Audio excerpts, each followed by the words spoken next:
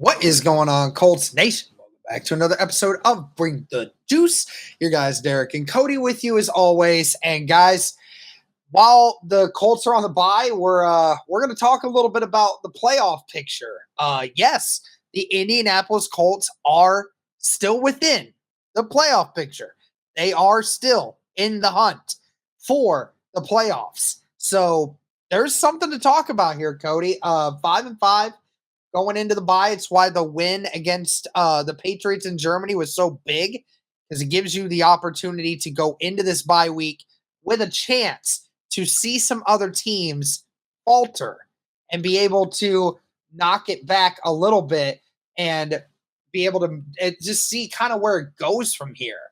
First things first, Cody, before we actually talk about scenarios and everything else, I know there's a lot of people that are in the boat of telling people, listen, we're not like this whole season, it was a trial run. Why are we concerned about whether or not the Indianapolis Colts make the playoffs? We know they're not going to make it all the way. And we know that, this whole season was about Richardson. So why does the playoffs actually matter? Do you have anything to say to that argument, Cody, for people who just simply don't care on whether or not the Colts make the playoffs or not? I mean, like, you're not going to try to lose, so you might as well try to win. Right. Like, I understand, like, people wanting the higher draft pick and stuff because that ensures you a better player typically or a better chance at one. But at the end of the day, Derek, like Shane Steichen, you put yourself in his shoes, you're not going to tell your players to not win. Like, you're trying to set that winning culture, right? I mean, you think about it, Derek. Okay, yeah, maybe you don't have a chance at like one of those top guys, off the bat. But like, if your team gets used to winning and then you bring back your star quarterback next year and your team is in that habit of winning, like that goes a long way. It goes, I think it permeates in your locker room. It does. Whether, we've seen it, unfortunately, on the other side, when losing permeates your locker room, what it does to your team and how players underperform. But I think, Derek, when you're in that situation where you have a chance at the playoffs, like, you have to go for it. Like, you can't, sit there and be like, oh, I don't care. Like, so what? Like, and I know people will say, well, what's the point of going one and done in the playoffs? It gives some of your guys experience and it gives them confidence. I think that's the most important thing, is just getting your guys confidence that you have on your roster. Derek, I'd rather be a team and I guess a fan base and stuff that roots for winning no matter what. I'd rather be that, and I'd rather do that than having to look at mock draft simulators 6 weeks into the season every single year, like Bears fans have had to do the last couple of years. Like, I'd rather be looking forward to what this team can do moving forward. And I'd rather do that than sit at home and be used to 3-4 wins every single year, because one year of that last year was enough for me. I don't know about you. Oh, 100%, dude. I mean, ask any of these programs that have, like, the Chiefs or the Ravens or the Eagles or the 49ers or Jacksonville, if they miss, being able to draft super high. Ask them if they miss that. They don't. They want to win. And you're right. Like, I mean, the whole idea of, better draft pick, that's all for fans.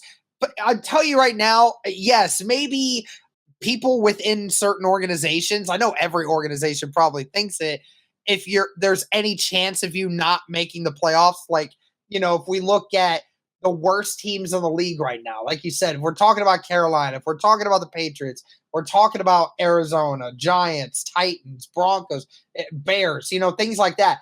Yes, those teams probably their executives are probably already thinking ahead of the draft right now and kind of where that direction needs to go.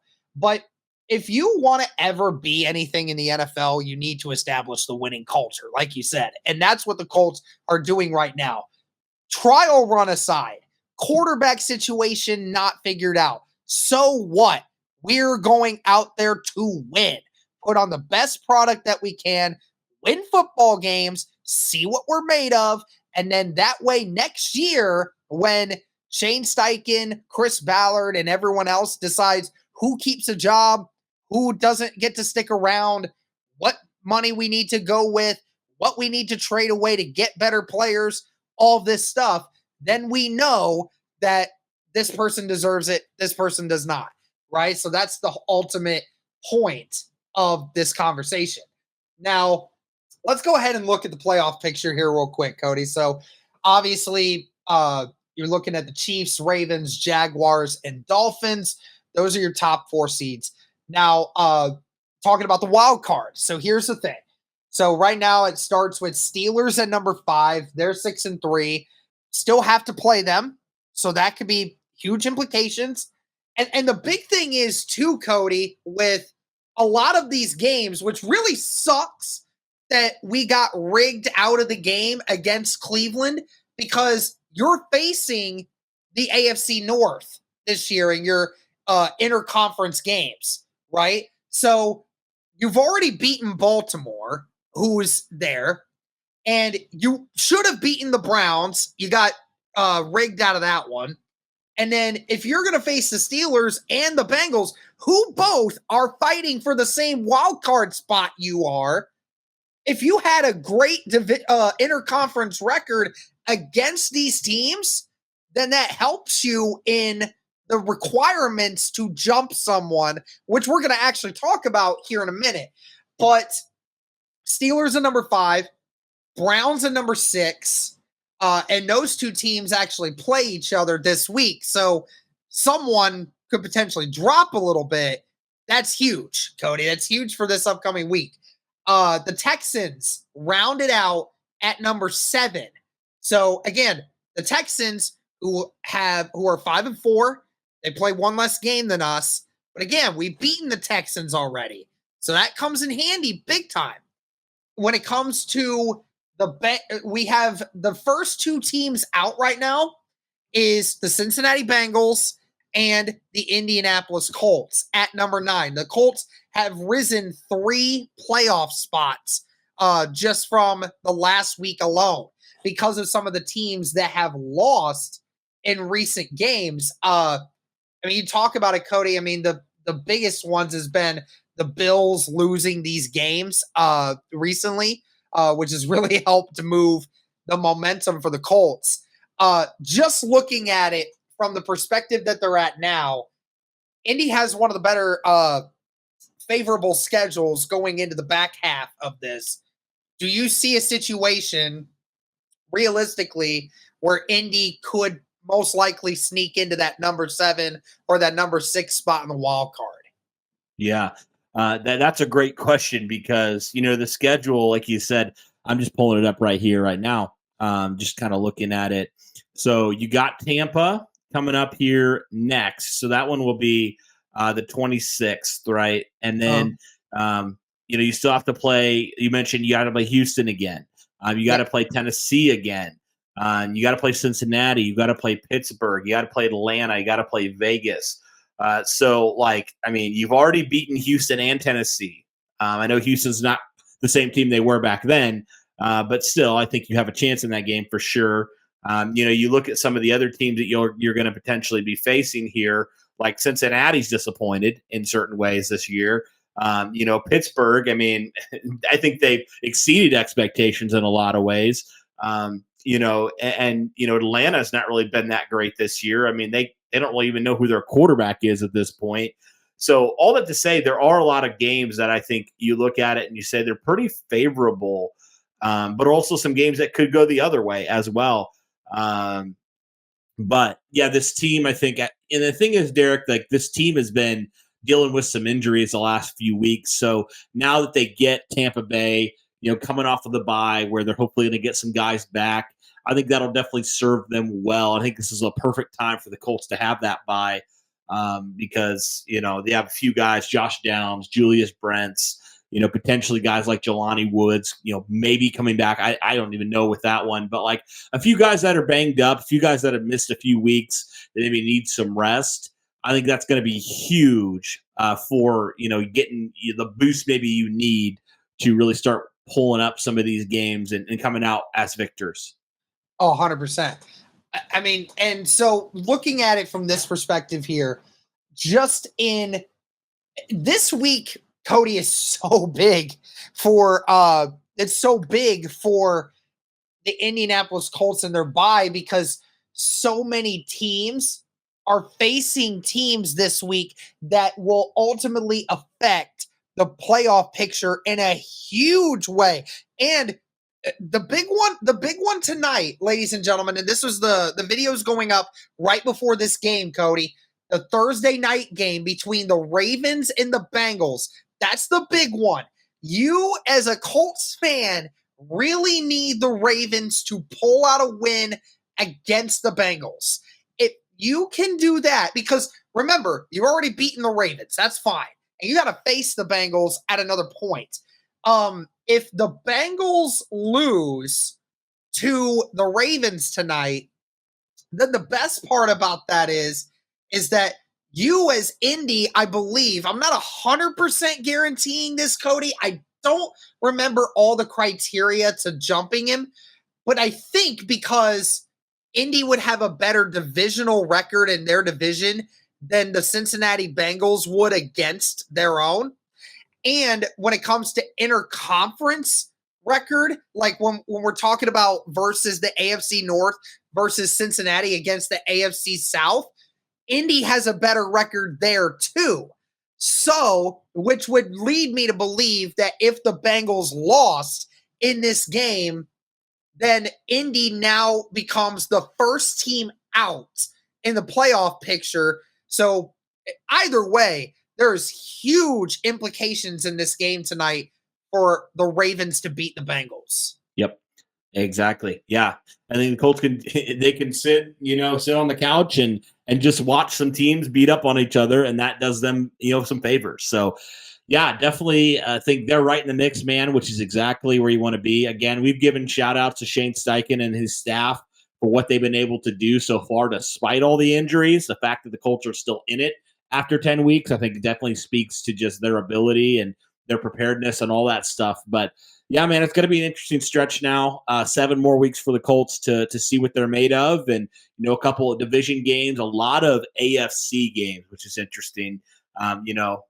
Moving forward, obviously you got your 2 division rivals. You got Vegas, you got Pittsburgh, and you got Cincinnati. So you got a lot of AFC teams that are coming up, which is great. Yeah, you would want the Miami Dolphins to beat the Raiders because the Raiders are on their hot streak, right? We don't want to try to compete with the Raiders right now. We want the Dolphins to start pulling away with that division and win it out, and not give teams like Buffalo or anyone else a chance to sneak their way in. And of course, you also don't want the Raiders to sneak in there as well, because you're fighting them as well, because they've reached out big time.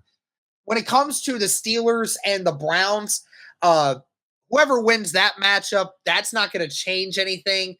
Both of those teams will remain in the playoff picture regardless of their outcome, because they all have the same record. But there is a way, Cody, that the Indianapolis Colts could be in the playoff picture this week without even having to play. Just the ultimate way that is if, like I mentioned before, the Bengals losing, and then if the Texans lose to the Cardinals somehow, some way this week, if the Cardinals and Kyler Murray find a way to beat CJ Stroud and the Texans, then the Indianapolis Colts will take the 7th seed in the playoff picture at the end of week 11. So there's so many more opportunities for Indy this year to be able to grasp onto this. So if you're someone that does care for Indy to make the playoffs this year like we are, then there is a likelihood that, Indy's got all the chances in the world to, win a good chunk of their schedule and be able to sneak in. Yep, exactly. But like Chris Ballard said, and we just reacted to his, his conversation on Colts.com, at the end of the day, you got to go out there and do it. So it's really the season starts now for Indy. Like, You know, they've got an opportunity. They're going to get healthier, and they got an opportunity here to come out swinging against Tampa, get back on the winning side of the record. And like I said, a lot of AFC teams they can beat, and that will definitely help them if they hope to make a playoff push. But it'll be interesting, Derek, to see, will they be able to do it, or will they falter down the way? I don't know. It's going to be fun, though. And the fact that the Colts are in it compared to where they were last year, Derek, they've already won more games than they did all of last year. It's a breath of fresh air. So it's very exciting to see where the Colts are and the future of this team, despite the fact that they've had so many injuries and so many key guys have missed time. Compared to Indy having a top 5 draft pick last year versus being a playoff contender this year, I will gladly take this. Okay. Yeah. I don't, like you said at the top of the video, I one off season of being a top 5 worst team in the league is enough for me. I would rather just never have to deal with that again. Let's just move on to a better culture. Yep. But yeah, that's going to do it for this video, guys. We broke it down for you, what the current playoff picture looks like, the chances for Indianapolis to get in, and the likelihood and scenarios that Indy could be in the playoff picture at the end of this week, barring a couple things happen. But that's going to do it for this video, guys. Leave us your thoughts on all of this. Thank you so much for tuning in. And as always, go Colts.